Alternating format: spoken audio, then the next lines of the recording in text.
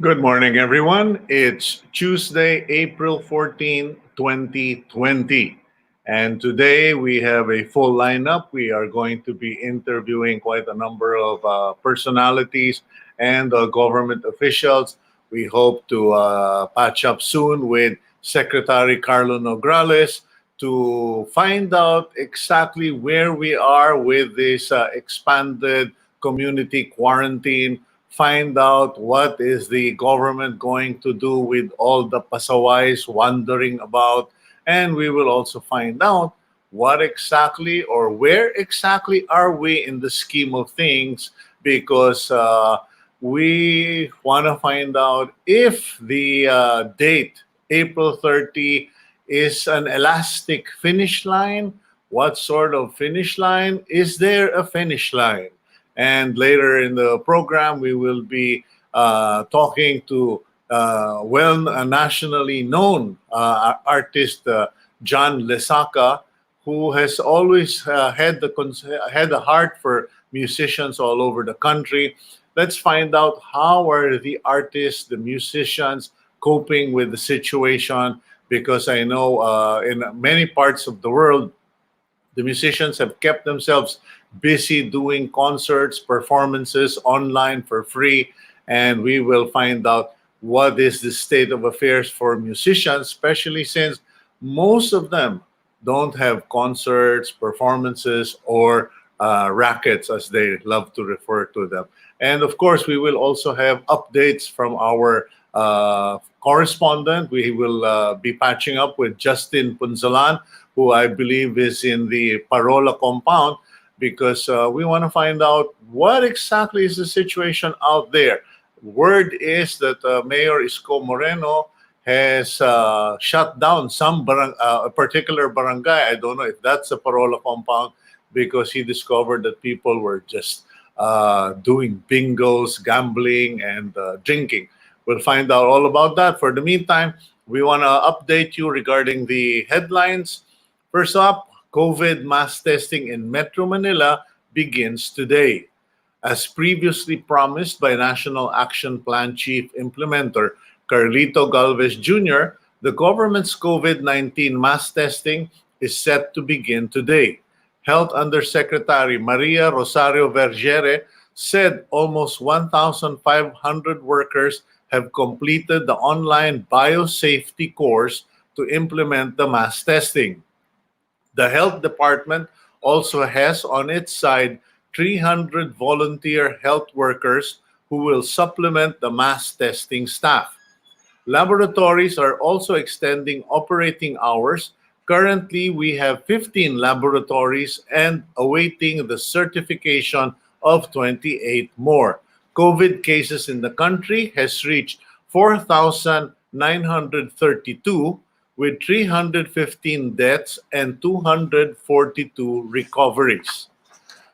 The IATF wants health workers' deployment ban lifted.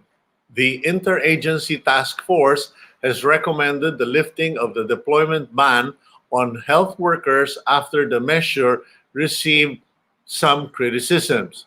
According to Presidential Legal Counsel Salvador Panelo, those with existing employment contracts will now be allowed to leave. Recall that government officials, including Foreign Affairs Chief Teddy Boy Locsin, have thumbed down the measure, saying it's unconstitutional. The Philippine Overseas Employment Agency, or POEA, meanwhile, defended the deployment ban, saying it was due to the country facing a possible shortage of health workers. President Duterte has been quoted as saying that the constitutional issue applies generally for normal times. But since we are facing a global pandemic, a national crisis, this issue of constitutionality and ban on deployment is not considered a normal concern, and therefore chances are the deployment ban will stay. We won't be clear. We won't know. We'll find out from Karlo Nograles. Third headline for today, Task Force studying selective quarantine. Chief Implementer Secretary Carlito Galvez Jr. said the Luzon-wide enhanced community quarantine may be eased into a selective quarantine. This, if the country continues its mass testing, sees an increase in health capacity, an uptick in the recovery rate, and a decrease in the fatality rate due to COVID-19. However, Cabinet Secretary Karlo Nograles said that while that is probable, it is not yet final. Business groups have called for the gradual lifting of the quarantine, which has affected millions of residents in Luzon and thousands of businesses. Next, Secretary Roque or Lawyer Harry Roque returns and replaces Panelo as Duterte's spokesman. Lawyer Harry Roque is back as Palace spokesperson, replacing Salvador Panelo, who will be back to his original post of presidential legal counsel. Roque previously left the cabinet after he decided to run for a senatorial seat in the 2019 polls. The Palace says it seeks a new tack on messaging with the return of Roque. However, it did not elaborate on the directive. Next, lawyer asks Supreme Court to compel release of info on President Duterte's health. A lawyer named Dino De Leon has sought the Supreme Court to compel the President, Rodrigo Duterte, to release to the public information about his health. He added that Duterte, in his numerous presidential speeches, appeared to be physically unwell. The Supreme Court nor the Palace has not yet released any statement regarding the petition. And finally, senators backed the sale of military assets for COVID-19 fight. Chairman of Senate Committee on National Defense and Security, Panfilo Ping Lacson, says he supports President Duterte's plan to look for idle government assets and use them to raise more funds for COVID-19.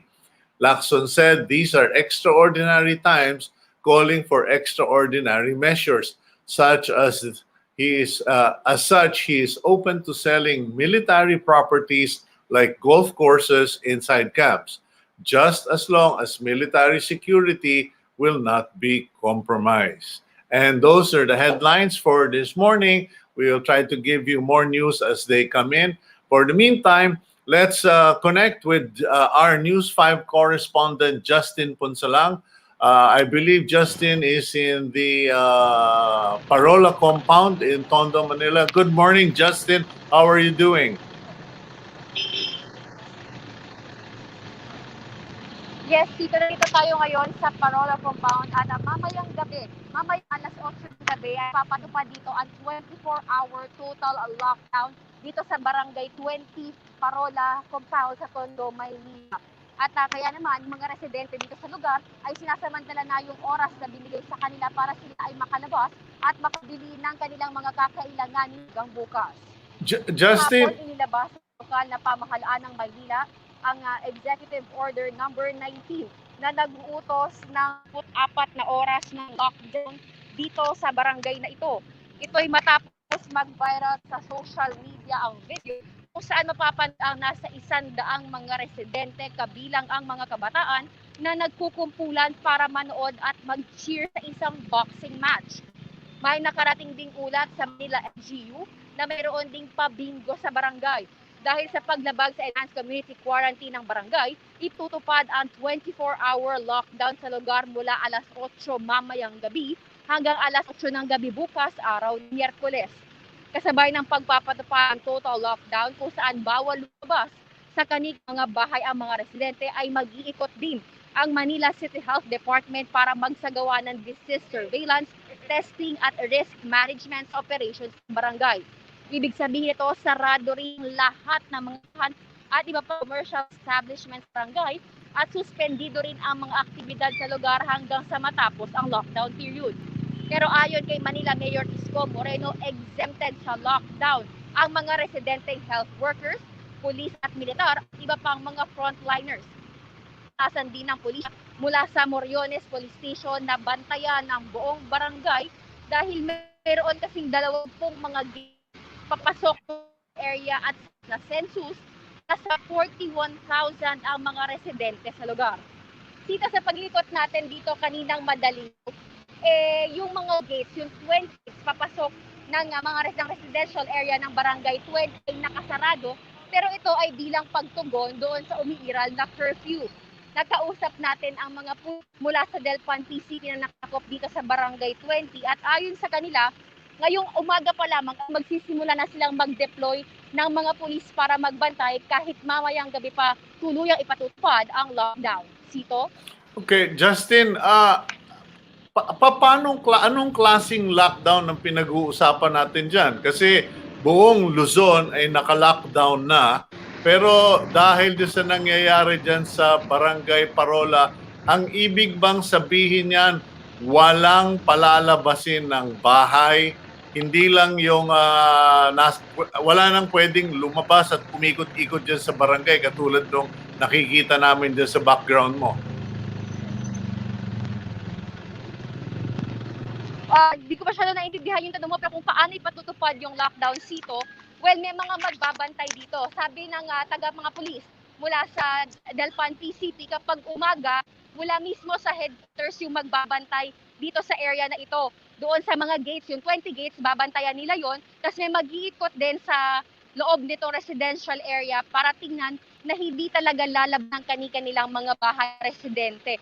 So, nag-viral na video, yung mga tao ay nasa labas at nagkukumpulan sila. So, simula sa lockdown, mamayang alas 8 ng gabi, dapat nasa loob lang sila ng mga bahay. Bawal lumabas sa kanilang bahay at may mga pulis na mag-iikot para tiyakin na sila ay sumusunod doon sa 24-hour lockdown na inilabas o ipinag-utos ni Mayor Isko Moreno. Sito? Bakit 24 hours lang o bakit 24 hours? Kasi may mga magsasabi, ano yan, parusa, punishment.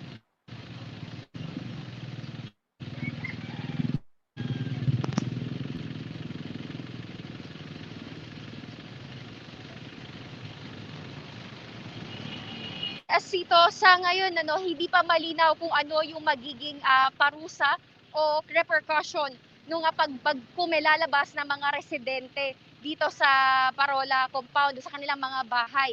Ang sigurado lang baka posible na isa sa magiging option ay huhulihin sila katulad na lamang ng ginagawa na lang gabi-gabi ng ating mga pulis dito buong Maynila, nahuhulihin yung violate ng curfew, ilalagay sila sa isang lugar at sa kinabukasan pa sila i-release. Pero sa ngayon, kung ano yung specific na repercussion o parusa ay hindi pa malinaw, batay na rin doon sa inilabas na statement hapon ni Manila Mayor Isko Moreno.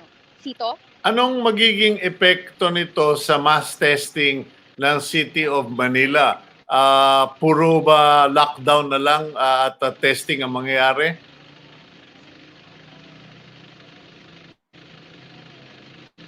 Sito, sa pahayag ni Manila Mayor Isko, nagkakaroon ng assessment dito sa loob ng Parola compound kung yung kanila bang mga residente ay merong sintomas ng COVID-19. Titingnan nila kung may mga high risk, sino-sino yung mga high. So assessment, testing din sa residente para malaman kung meron na bang kumalat o kumalat na ba sa lugar yung COVID-19 dito sa Barangay 20 Parola compound. Okay. Maraming salamat, Justin Punsalan, and please take care of yourself.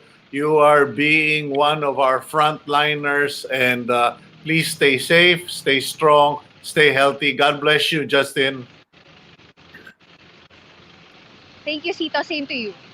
Okay, that was Justin Punsalang at the Parola compound, and that just shows us the frustration faced by local government officials as they try to implement this expanded community quarantine.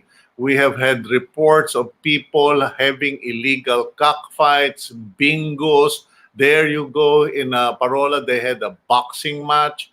And you can just imagine how frustrated Mayor Isko Moreno is. Now, let's go to our first official for the day, an official interview with an official. We have with us BCDA President and CEO Vince Dizon. We hope we can get him on board this morning. Vince, are you there? Yes, Chito. Good morning. Good morning, everybody. Morning. Okay, good morning. And I presume you seem to be looking as cool as ever, as relaxed as ever. I hope everyone in the family is okay. Yes, thank you po. Awa po ng Diyos. And same to you, Sir Chito. Sana po everyone is okay in your family and of course yourself. Okay. Now, just wanted to get an update from you because isa ka dun sa mga low-profile officials. Hindi ka masyadong ume-ere, but interestingly enough, you have been in front of this battle from the very beginning. You were the one who suggested the use of the athletes' village for a quarantine of our repatriate OFWs. Tapos, ikaw rin yung tumutulong ngayon dito sa pagtatayo ng mga mass quarantine facility. So congratulations, and we really appreciate your work. Now, may we know what exactly is going on right now? You put up some facilities, mass quarantine facilities in Clark and elsewhere. Can you please give us an update? Yes, Sir Chito. Basically, I think the quarantine facilities, as explained by our Chief Implementer, Secretary Charlie Galvez, this is really part of the overall strategy to combat COVID-19. As you know, the President made a very firm and bold decision in about a month ago to really have a aggressive lockdown. And even prior to that, in February, I think it was the Philippines who was one of the first to shut down flights and incoming flights from China. And I think these two very decisive measures were ones that really have benefited the country in terms of limiting the spike in the number of COVID-19 infections since this all started early this year. And I think in the briefing last night of Secretary Dominguez, I think it was the World Bank who told Secretary Dominguez that those two measures alone were able to prevent up to 100,000 infections that we could have had if not for those two major decisions that the government and the president made. Now, but we cannot stop with just that. Those two major decisions essentially allowed us time to prepare for the continuous onslaught of this virus. And part of that preparation are these quarantine centers, Sir Chito. No? Okay. And this is not new po. Now, if we look at other countries who are working so hard to address this crisis, they are also doing the same thing. You look at New York, for example, they're building temporary hospitals everywhere from the Javits Center, even in Central Park, they're building temporary hospitals there. And you see it in Europe, you see it all over Asia. And we're doing the same thing po and following the same guidelines and the same standards set by the WHO and also our Department of Health. The idea, Sir Chito, is I heard your news report earlier that we started mass testing today, as promised by Secretary Alves. Those two tactics, actually go hand in hand, Sir Chito. While we do mass testing, we will need to ensure that both those who are still under observation or suspect and those that have tested positive have to be quarantined very strictly. They have to be taken out of the communities and brought into facilities where they can be monitored, they can be taken care of, especially if they have more severe symptoms. And thirdly, we can ensure that they comply with the mandatory days required for quarantine. Because Yeah. if we can't do this, then we will have a huge problem of continuous community spread. So this is critical po. That's why the President and Secretary Galvez has really instructed Secretary Villar and us to really fast track the construction of all these quarantine facilities, especially in Luzon, wherein most of the cases are right now. So that is the strategy that the team of Secretary Galvez has in place right now. And it is a very sound strategy. And right now, we're just trying to execute and implement it po as fast as we can. Okay, you've made a very good point because I personally, and I think a lot of people did not make the connection there. We treat the news items and the announcements separately. Great, we have mass testing, but we didn't really realize that once we do mass testings and we have the mass results and we have a lot of PUIs or suspects, we're going to need a place to isolate them. So you guys are there. You're trying to stay one step ahead of the ball game. My next question, Vince, is where exactly are these in Pampanga or in Clark? Because no one can go out, and even we in the media, we don't really want to go out. We all have our passes, PCOO passes, but you don't want people accusing you, oh, namamasyal lang ang media. So we're clueless. For the record, where are these locations? How big are they? How many bed capacities are they? Um, we have already completed 4 sites, Sir Cito, in NCR. They are the Ninoy Aquino Stadium and the Rizal Stadium, both in the Rizal Memorial Sports Complex in Manila. Then we have the PICC and the World Trade Center.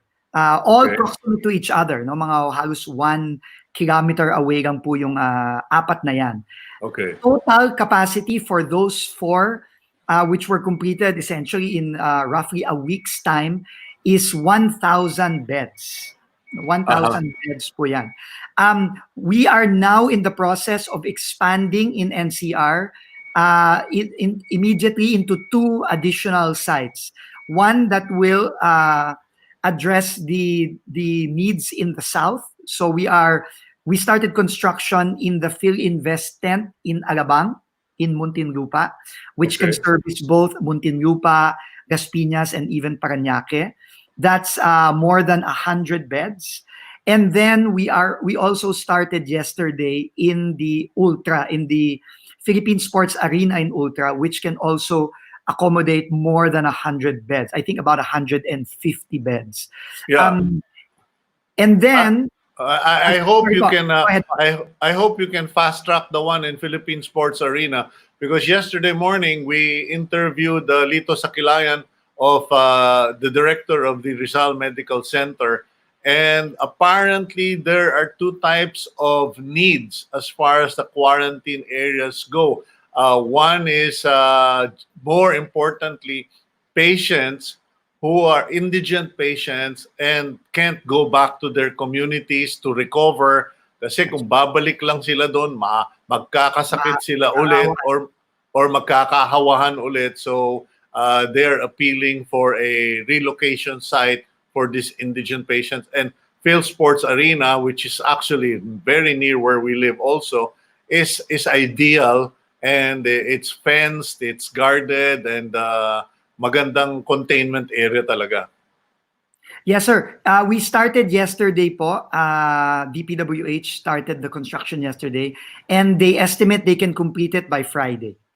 Okay. So it will be online, and we're also in coordination with the local government units. However, Sir Cito, it's Go also ahead. important to note that while we're not yet completing, we haven't yet completed some of the sites all over Metro Manila, the initial 1,000 beds in Rizal PICC and World Trade Center are actually available for all the 16 cities and the municipality of Pateros in Metro Manila. So we have already allocated space for the cities and the municipality of Pateros in those 4 sites. So even while waiting for the sites in Pasig, in in the south or in Quezon City, they can already send patients in coordination with the DOH regional office to these sites. But of course, we are constantly expanding these sites, and after Pasig and then Muntinlupa, we will then we are also planning to expand already in the next few days in Quezon City, which has the most cases in the entire country, and also we already started yesterday the building of a mega quarantine facility in the Philippine Arena in Bukawe, Bulacan. Okay, so that is pushing through, and what is the situation there? Because there are some communities or barangays who seem to be freaking out, who are scared and all that. What are we doing in terms of at least making reassuring those communities na hindi naman to delikado, hindi to makakasama sa kanila. It's just really a just in case situation. Yes, we really understand po the concerns of the communities, but we want to assure everyone that these sites will be very, very tightly secured, meaning no one can go in and out of these facilities. Only the authorized security officials. Actually, even the frontliners are going to be contained in the facilities themselves. No, because obviously, they are also exposed to the patients because they have to care for the patients. But we have designed the facilities in such a way that we are protecting not only the patients, but also equally, if not more important, we're protecting our frontliners. So there are also facilities that house them within the quarantine areas, but of course, in what they call safe or clean zones, no, yung hindi po sila may infect, no. Kasi po lahat ng mga i-house dito sa mga facilities na to ay COVID positive na, but only with mild symptoms or asymptomatic patients. So we can assure our communities po that they will not they have nothing to worry about. No, these will be very tightly secured facilities by both the PNP and the armed forces.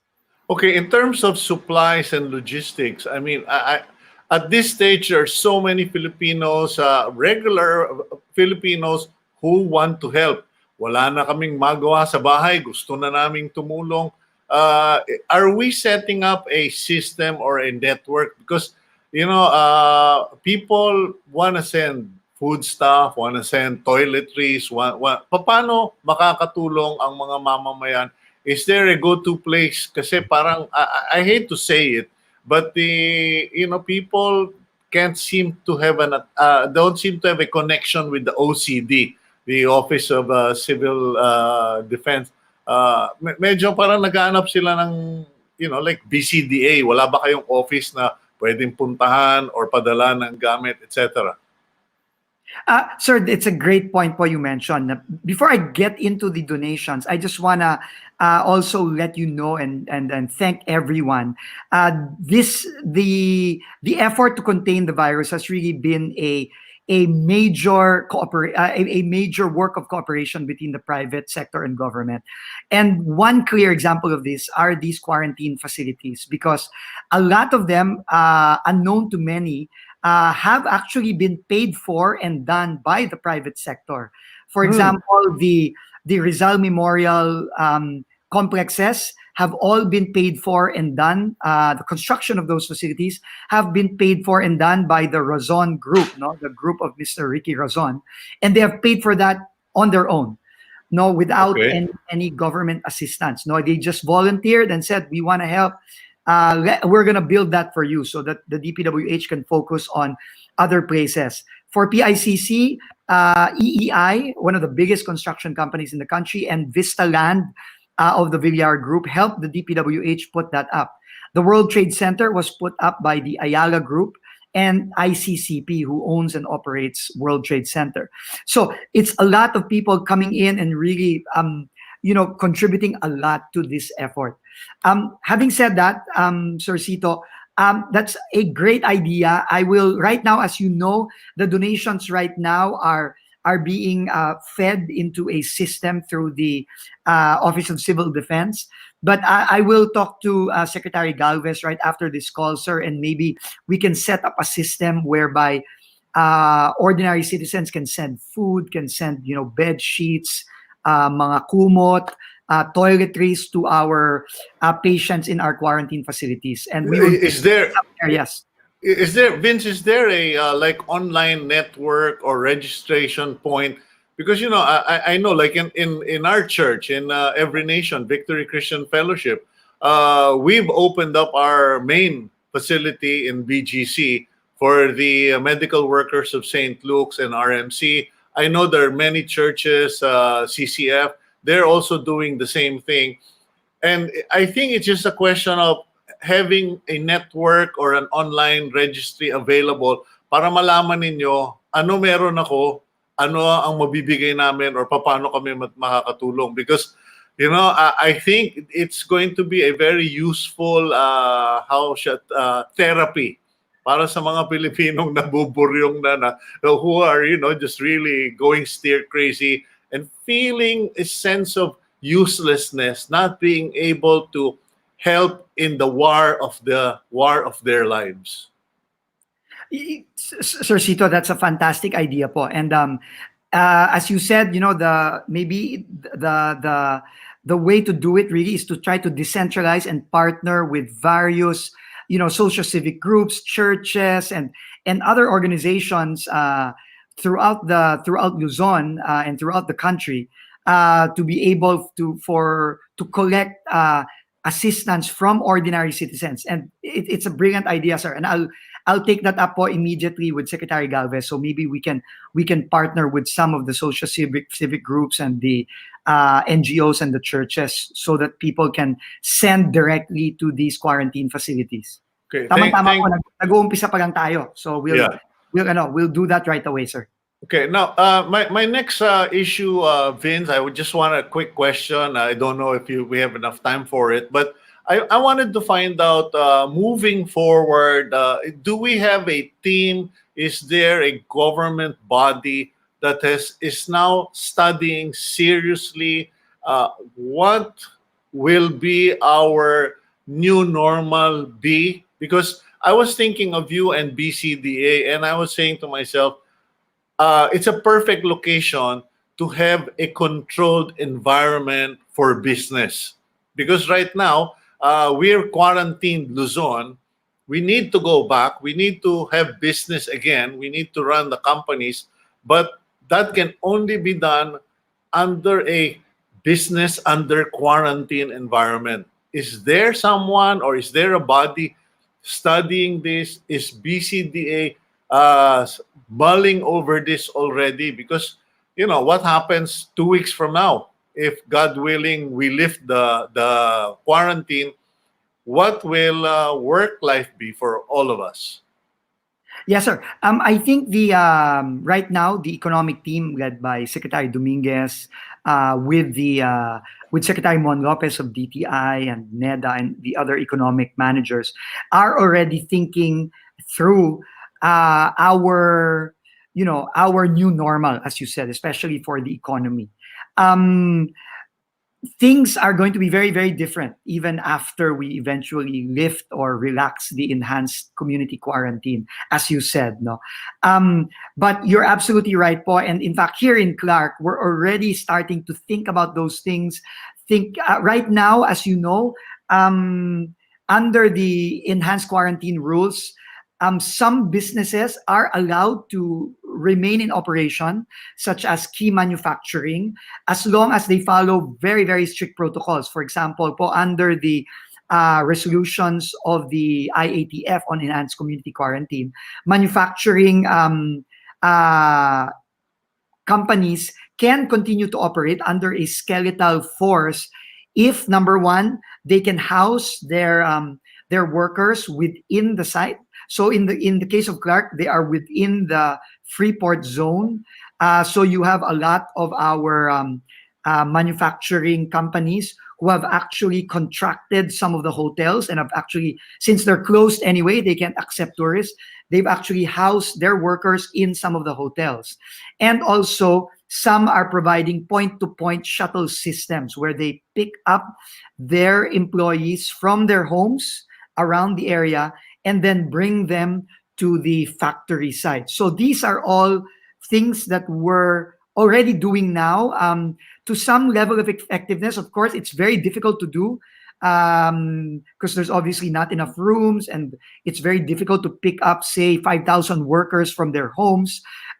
But on a smaller scale, at least our manufacturers are able to operate. So these are things that we're trying to do now, and hopefully through the guidance of our IETF and the economic managers, we can slowly find ways to, to move to this new normal that we're all anticipating in the coming months. Because this is not going to this is going to take some time before we actually go back to to the way things were, as we say.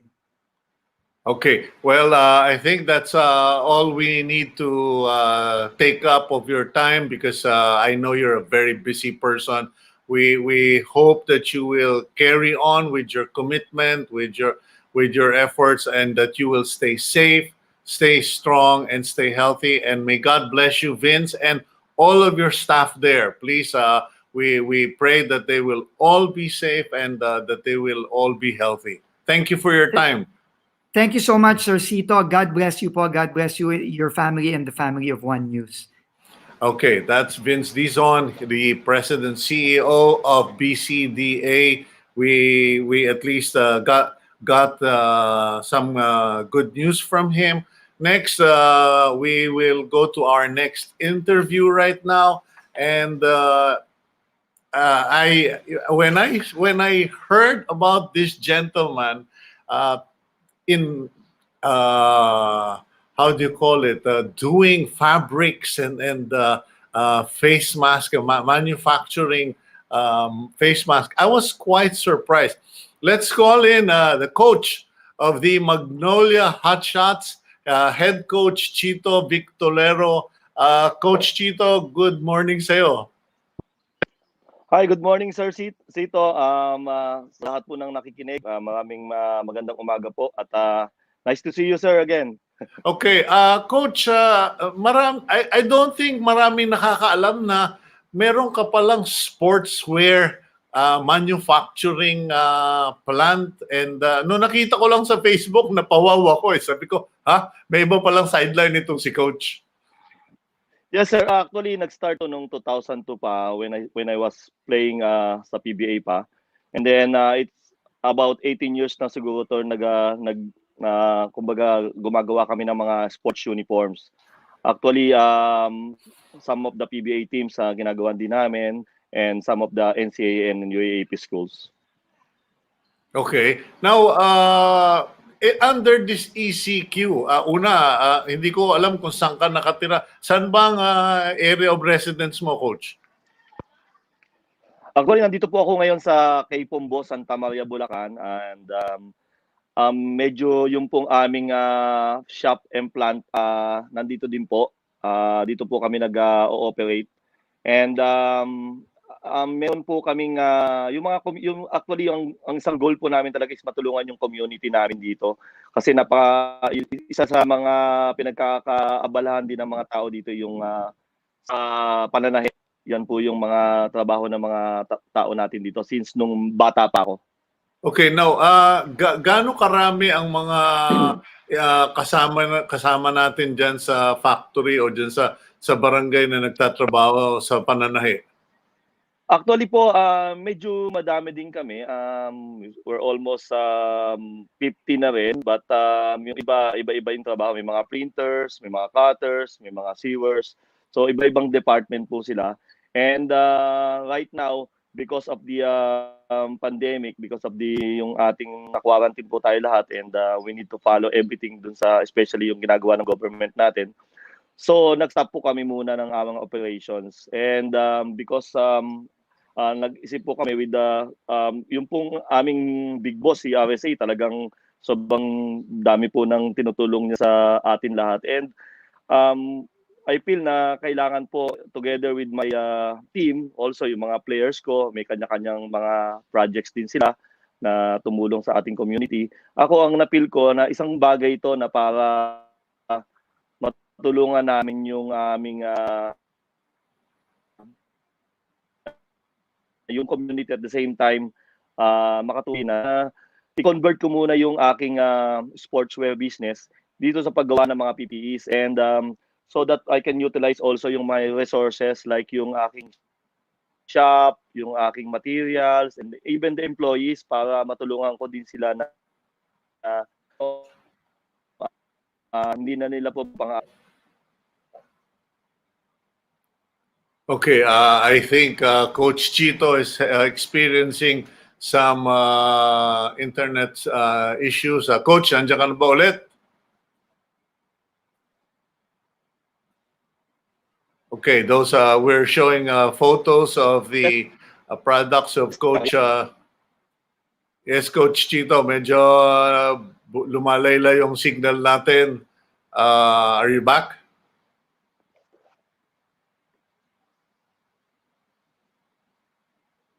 Ayun, okay. Coach? Hello? Yes, I can hear you. Okay. Yes, sir. Yes, sir. Yes. Yeah, so malaking trabaho ba na i-convert yung factory into a facility producing PPEs and face mask, etc. Kasi iba yung pang-basketball, iba yung pang-hospital. Yes, sir. But I talked to my cutter and sabi po niya we can do yung mga PPEs na binigay ng mga sample sa amin and nagpagawa po kami ng mga samples sa mga sewers namin. And yun, doon nagsimula and I feel na makakaproduce kami ng kahit papano na makakatulong sa mga hospitals, lalo na po doon sa mga frontliners natin na ngayon nahihirapan talaga and sila yung mga hero natin na kailangan natin suportahan and I feel yun muna yung ginawa namin. This is parang sinabi ko sa group namin, this is a non-profit projects na kailangan lang namin malampasan lang muna tong crisis na to saka tayo makabalik dun sa normal na ginagawa natin. Yeah, I really admire your sacrifice katulad ng ginagawa ng lahat ng mga kasama mo sa San Miguel Corporation under Magnolia. Pero may mga nangangantyaw dito, kailan ka daw maglalabas ng merchandise na dala-dala yung mga team numbers, mga team pangalan ng team members kasi kung magiging collector's item lahat yung mga PPE na yan at mga mask na yan, especially kung napirmahan ng mga players mo. Yeah, we can do that, sir. Especially ngayon nga, yesterday I talked to Mark Pingris also. Actually, magdo-donate na rin siya, nagpagawa na rin siya. And I will try na i-convince talaga kasi yung mga players ko talaga sir, may kanya-kanya din silang mga ginagawa. Like si Paul Lee, si Gio Halalon, mga tumutulong talaga sila sa mga frontliners. So, right now, siguro maganda suggestion yan sir. And try natin, tingnan natin kung paano natin sila magagawa yung sinasabi mo na ganyan. And of course, malaking kumbaga inspiration yan sa mga frontliners natin pag nakita yung mga pangalan nila nandun sa mga PPEs. Oo, lalo na kung merong autograph, merong message, malaking bagay. Kasi right now, pati nga yung mga alcohol, ako, nagtatabi na ako kasi sabi ko magiging collector's item to pagkatapos ng COVID-19. Opo. In any case, Coach, kamusta yung mga players mo? Ano nabanggit mo that Mark Pingris, sila Polly, may mga ginagawa sila. Ano exactly ang alam mong ginagawa ng mga bataan mo to help in this battle? I think si Gio Halalon po, nabalitaan ko siya, nagdadala siya ng mga foods sa mga frontliners natin. Sila Mark Pingris, madami din sila mga projects together with yung wife niya si Danica.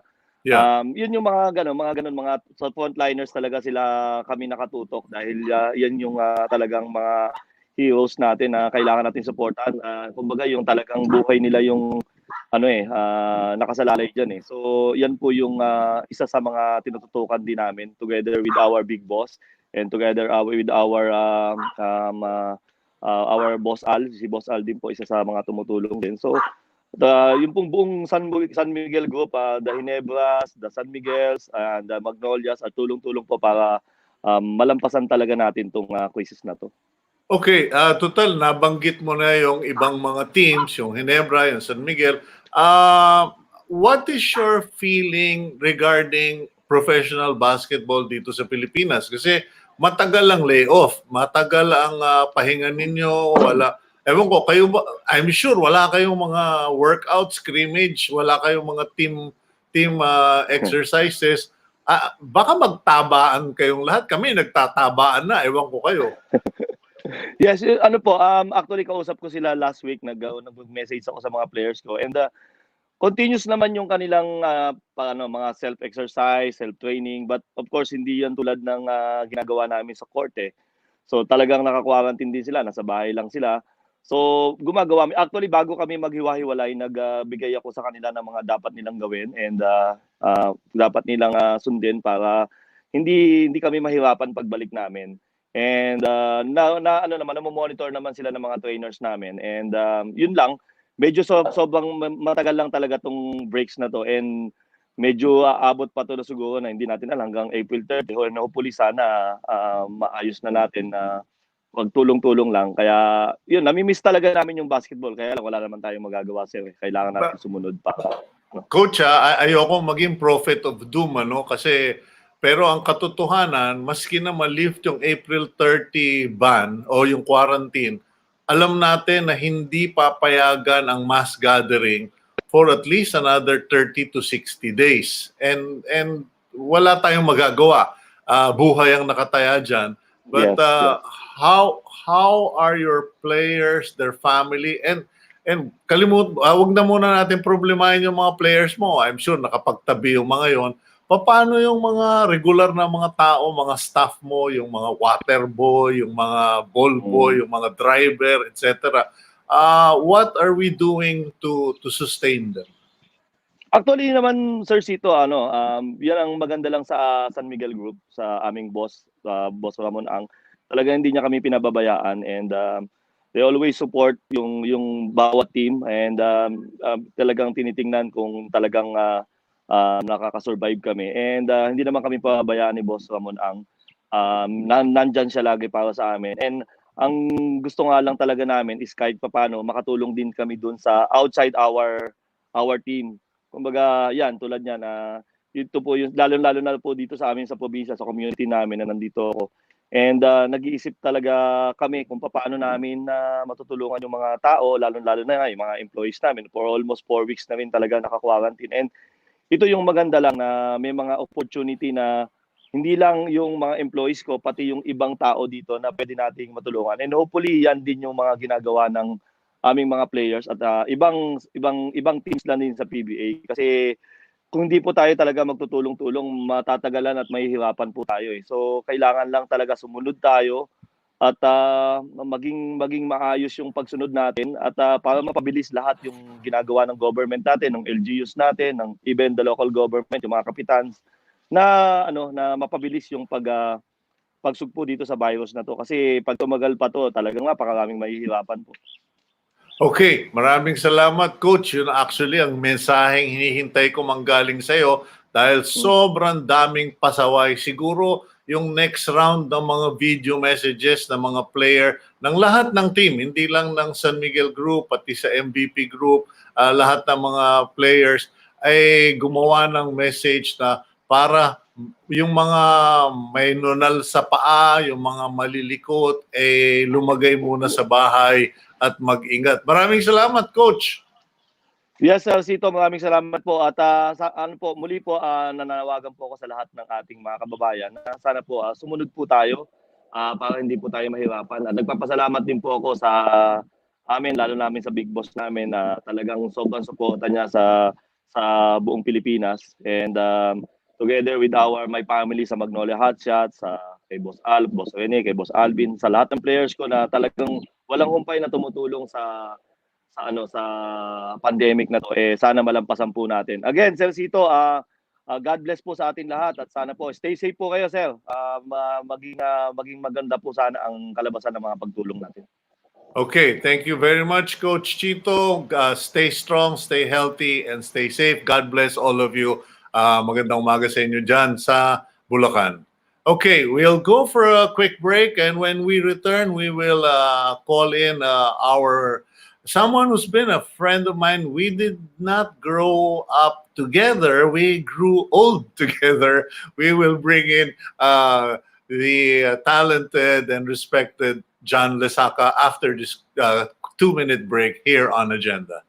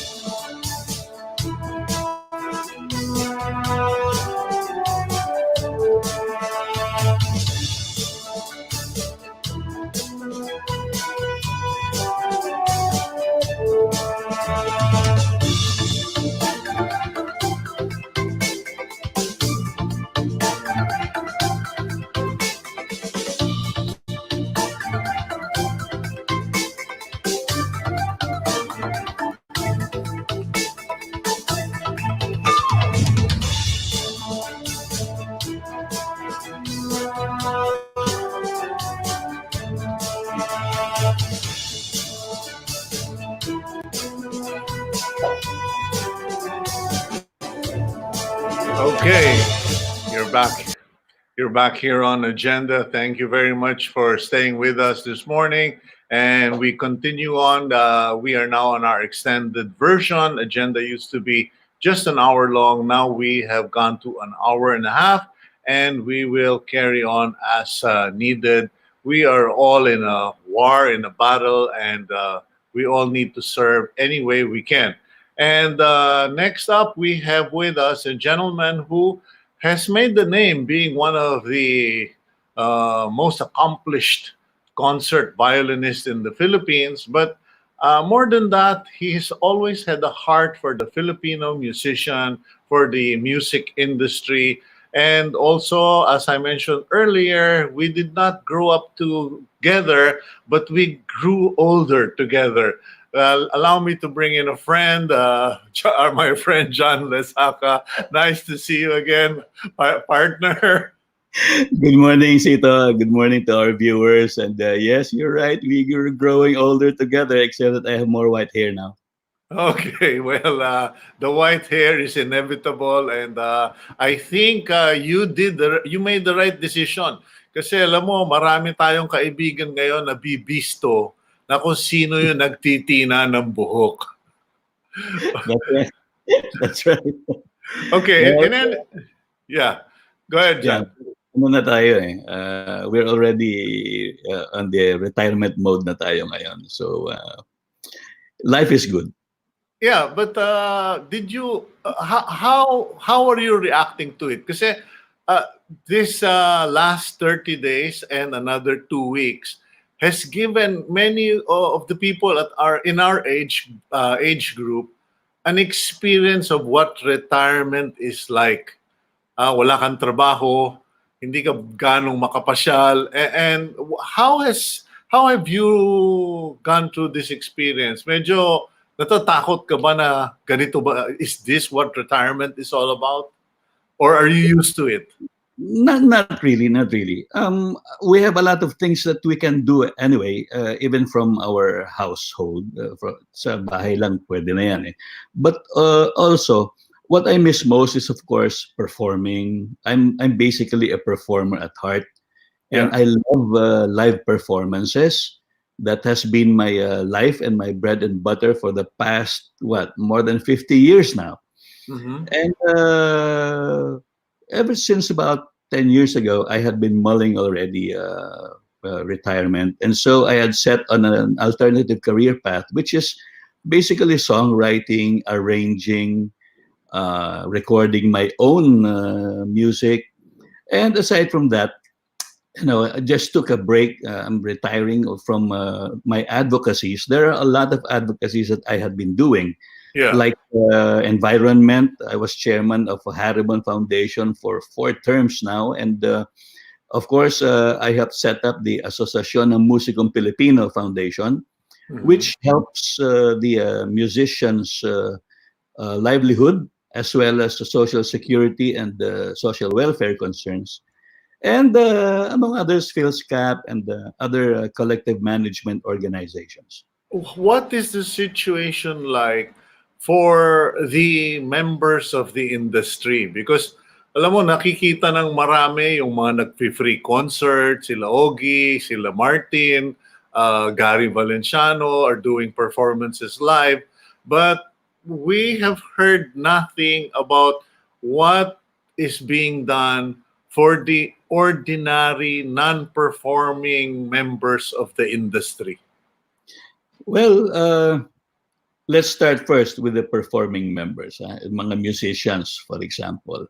Yung mga musikero. Yeah, hindi musikero, musiko. Ika nga ni Mang Levi Celerio, ang ating national artist. Dahil bilin-bilinan niya sa akin, Jan, please ikalat mo lang. Musiko ang tawag sa atin, hindi musikero. Okay. So, the musicians, ang musiko, bugbog sarado ngayon yan. Because kami, my personal experience, we thrive on crowds. We thrive on social contact. Social distancing is really killing us. At alam niyo, yung mga kita, yung mga gigs, yung mga tugtog, yung mga concerts na yan, wala ngayon yan. So, paano sila babayaran, for example, no? So, the musicians are now entirely dependent on the goodwill of everybody else, the paying public. Dahil ang inaasahan lang ng musician ngayon, and thanks to yung mga nagpapatronize ng original products, mga royalties ninyo, yung binabayad ninyo, a certain portion of that na binabayad ninyo sa iTunes, sa Spotify, sa mp3.com, yung mga yan, a very small portion of that goes to royalties, public performance royalties. Kung kunyari 1 million na tao kayo dyan na nagbayad ng 1 piso lang, 1 million yan, pero kung kunyari 5,000 kami, 200 pesos lang yan. Hindi naman araw-araw yung 200 pesos na yan. So bagsak talaga ang musician dyan sa Okay. ganyan situation. Yeah, so even worse for those who are not performers, yung mga backups, yung mga soundmen, mga technicals. So halos wala. Yes, actually lahat ng production people, no. I think, well, swerte lang because of technology, nandiyan ang, for example, television networks as well. We have to rely on technology now, kaya online na tayo. Thank God for technology. Otherwise, we would not be even able to serve our people that way. But what yung and I don't know how to ask this, John. Tagalogin ko na lang, no. Yeah. Anong nagawa ng mga performers in terms of going viral or virtual? Kasi yan yung naging discovery ngayon with COVID-19. Companies that went virtual, that went online, are now somehow making up for losses because of social distancing and lockdowns. Sa mga performers pa natin, anong nakikita mong future? What will be the future of performances in the Philippines? Are we all, kasi, di ba, dati, kailangan ko pumunta, ikaw, tayo, pumupunta tayo sa record store para bumili ng CD o ng cassette. Ngayon, yung mga bata, online na lang, pumupunta na lang sila sa iTunes or Spotify. But what about performances? Will we eventually become virtual and electronic and kumbaga magbabayad ka na lang para manood? Yes, I think that is the future of the music industry now, Sito. At saka bukod doon, about maybe, alam mo, 20 years ago or even 30 years ago, my former professor, the late Jose Maceda of the UP College of Music, he espoused this idea, which I still arbor up to this day. And that is very applicable online. What is that? Ang concept niya dati, yung ugnayan, many cassette players, mga cassette recorders rather, he would record a series of sounds, individual sounds. Tapos he used 5 radio stations to air this sound, the sound. No? Ngayon, ang idea there was communal. If, for example, one person would bring his radio and play the one music from his cassette, and the other one will come over and bring another radio set and play another song. When you group them all together, that produces the total sound, his total composition. Now that is very applicable online, especially online, because now you can do that. People all over the world now. My nephew Kim Lesaca, who plays bass, is in Edmonton, sa Canada, North America, and he can play bass and stream it to me. We can show each other playing. I can play the violin, and then my friends in the States can do the same thing. And all together, because it's a multi-screen format, with, of course, the good understanding of the technical aspects. That's where we're headed for. Those are going to be the concerts these days. It's not going to be, of course, live performances are still fun. It's still different, it gives you the adrenaline, it gives you the kick. But for now, this will become more of honing and perfecting your craft, because especially online and recording, you can never make a mistake. Hindi ka na pwede. It has to be perfect. It has to be perfect. Walang ano yan. So, hindi pwede. So, you have to practice. Dahil pag online yan, wala nang ulitan yan. Dahil live performance naman yan. Well, I personally, alam mo naman, lumaki tayo live sa kanto, live sa park. ang mga concert ni John Lesaca, De La Boy at Guerrero. But my question now is, given this option or this choice to do performances from remote locations, and some of your colleagues are doing it now, pampagana, pampalakas loob. Pero are you planning or is anyone talking about doing a concert for the benefit of the performers? Kasi kayo pinapanood namin. Pero no one has thought of paano naman yung mga performers. I saw a video on YouTube of a sportscaster in England. And he was completely out of a job. So, ang ginawa niya, nag-sportscast na lang siya ng mga taong nasa supermarket. Eto na, yung naka-trolley number 1, inunahan na niya si number 2, etc. And people found it so funny. And in the end of both of all his videos, sinasabi lang niya, if you can spare enough for a cup of coffee or a donut, it would be much appreciated. And he said in the video that later on he discovered that it was helping him survive.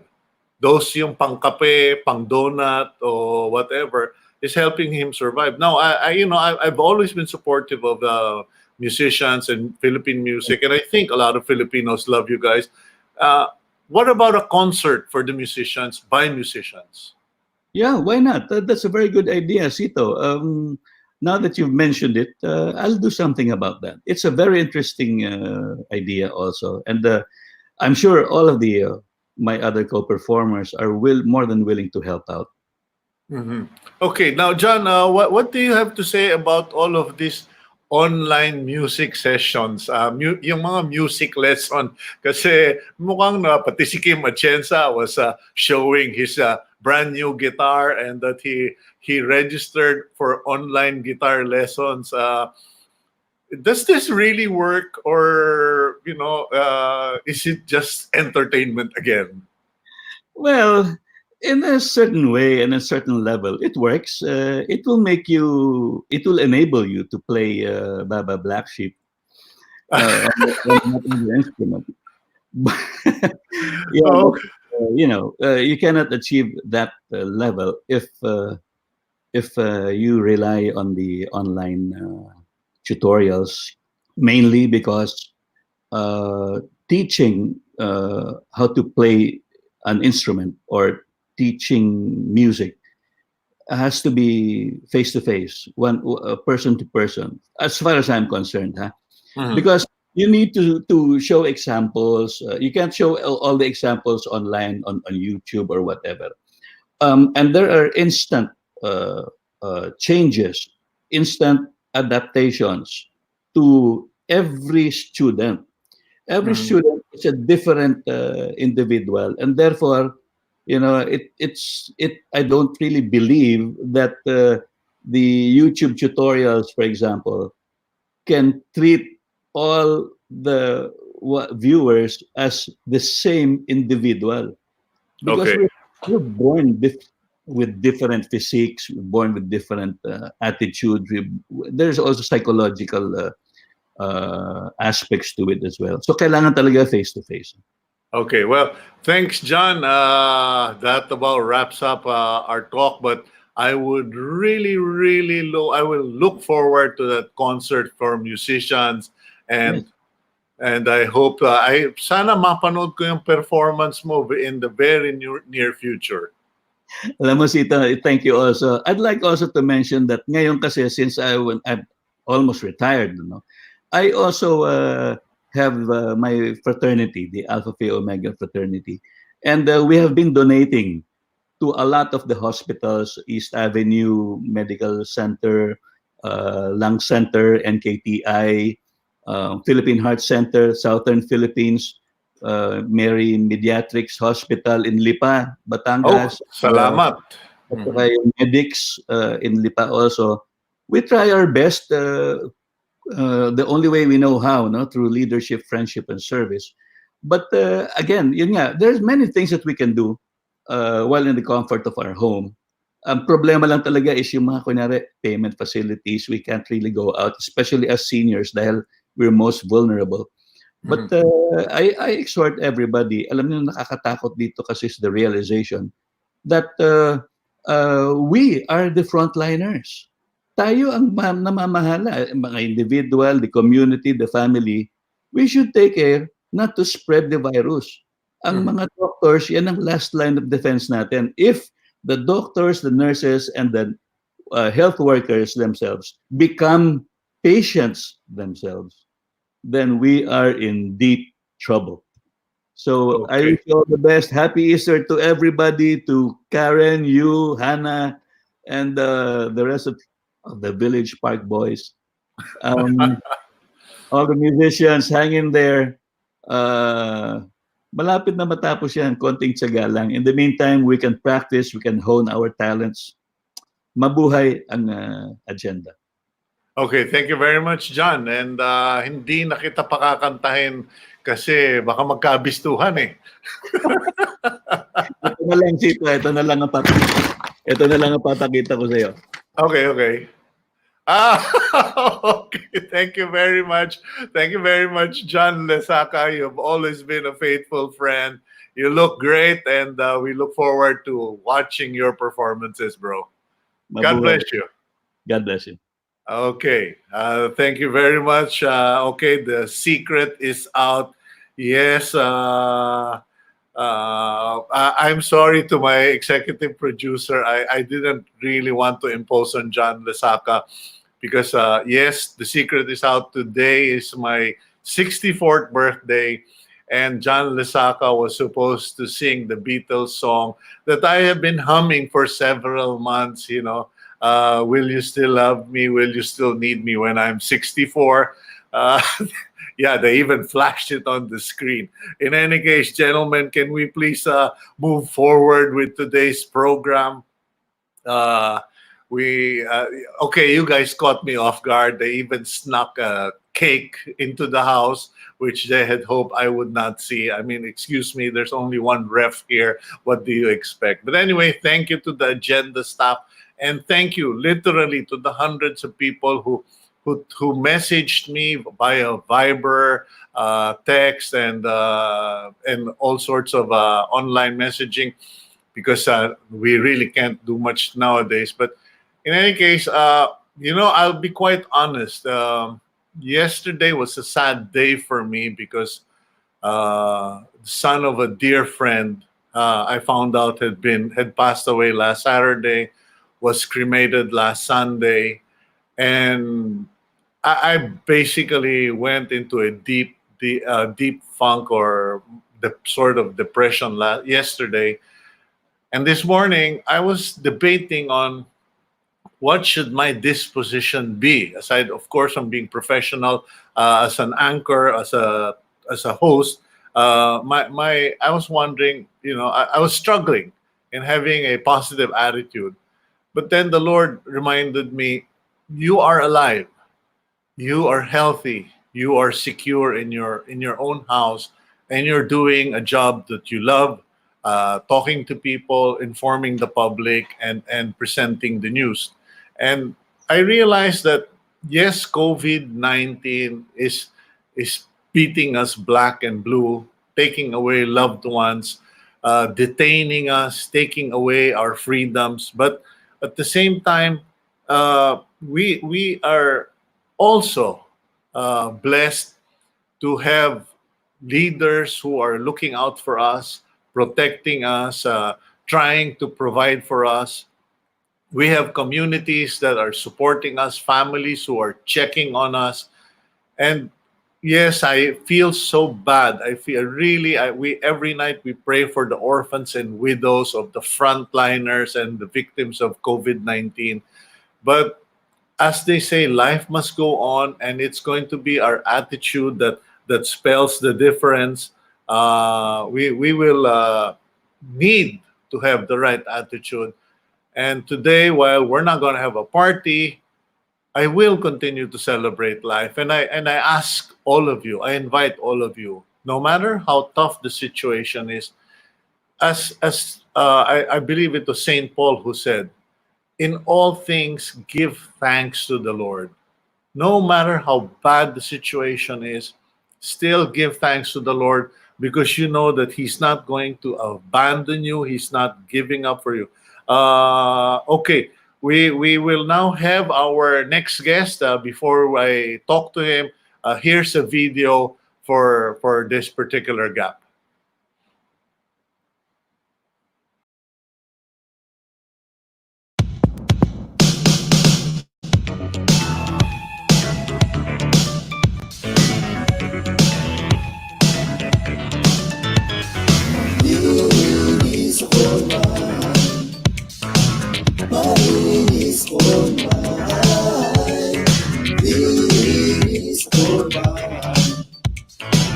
Malinis po kaysa maging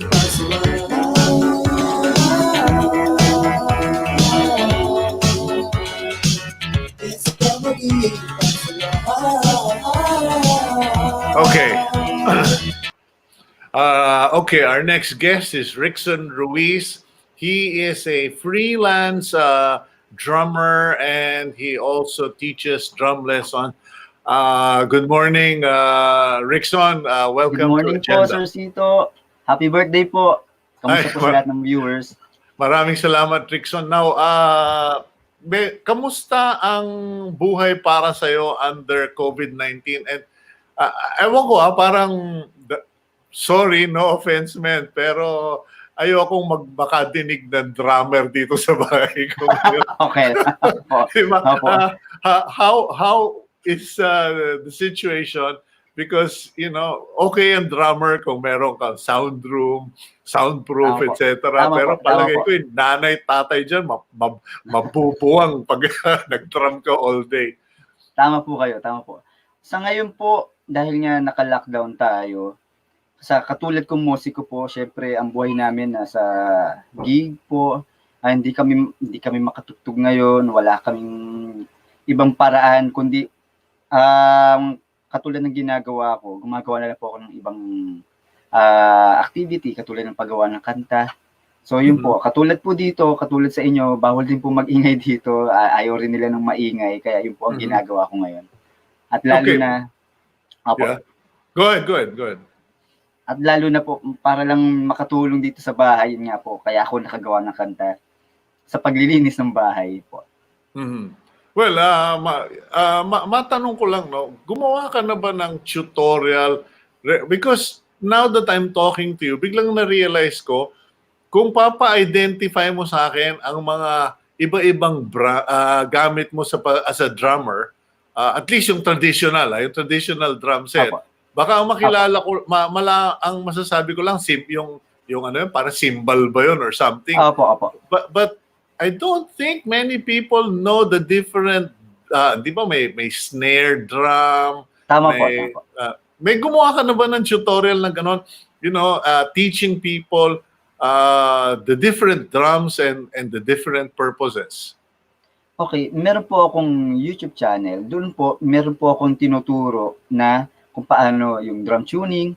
Pero sa ngayon, hindi ko po natuturo yung basic o yung drum fundamentals na tinuturo ko ano yung parte na ito, ito yung mga technique, ito yung katulad po nung sinasabi nyo, pag narinig nyo, alam nyo kung anong parte po ng drums. Wala pa po sa ngayon. Pinaplano ko pa lang po. Okay, now, kamusta naman ang reception nitong mga ginagawa mo? Lalo na itong kantang bino mo, you compose a song to urge kids to do household chores, yung maglilinis ako ng bahay. Naging popular ba siya? Is it going viral? Sa totoo lang po, ginawa ko to para unang-una sa sarili ko po dahil guilty po ako Minsan lang din po ako maglinis ng bahay. Laging si misis. So, naiengganyo po ako lagi maglinis pag may naririnig po ako ng music. So, naisip ko na gumawa ng music na related sa paglilinis at upbeat music kasi para maengganyo nga po ako maglinis. And then, para maging productive din po, frustrated songwriter po kasi ako kaya saka-arranger. Okay. Para maging productive, sinusubukan ko pong gumawa talaga ng kanta. Plus, dahil pinost ko po ito sa social media, gusto ko maka-apekto po, lalong-lalo na sa mga kagaya ko na minsan lang maglinis, para magkagana rin po sila maglinis sa bahay. Yun lang po, yun yung purpose ng aking music po para sa positive and good vibes po. Okay, well, maganda yung ginagawa mo, Rick, and Salamat po. I pray that more people will learn from you. Huwag mo kalimutan yung Thank you suggestion ko kasi marami sa amin ignorante, hindi namin alam. Sige po, gagawin ko po yan, sir. Lahat ng pyesa. Thank you very much, Rickson Ruiz, and stay you, sir. strong, stay safe, stay healthy. God bless you, Rickson. God bless po. Happy birthday po ulit, Sir Chito. Salamat po na marami. Maraming salamat, Rickson. Okay, that was Rickson Ruiz, and it's nice to hear men who actually admit that they're guilty of not helping in cleaning the house. I can proudly say that I'm not one of them. I am part of the cleaning crew, and if you watch my Facebook, you will see at least my recent photo where I was scrubbing the roof yesterday. In any case, that's it for today. Thank you once again for viewing Agenda. Thank you for all our guests who gave us very timely, very useful information. But more than that, thank you for all the work they are doing. Before I close, may I encourage everyone, let us pray for our national leaders. Let us set aside our views, our opinions, because God's not interested in our opinion. He is interested in our obedience. Please pray for our leaders, pray for your families, and thank God for everything you have. Thank you for your birthday greetings. I'm Cito Beltran. You have just seen Agenda on One News, and we will be back tomorrow. Thank you.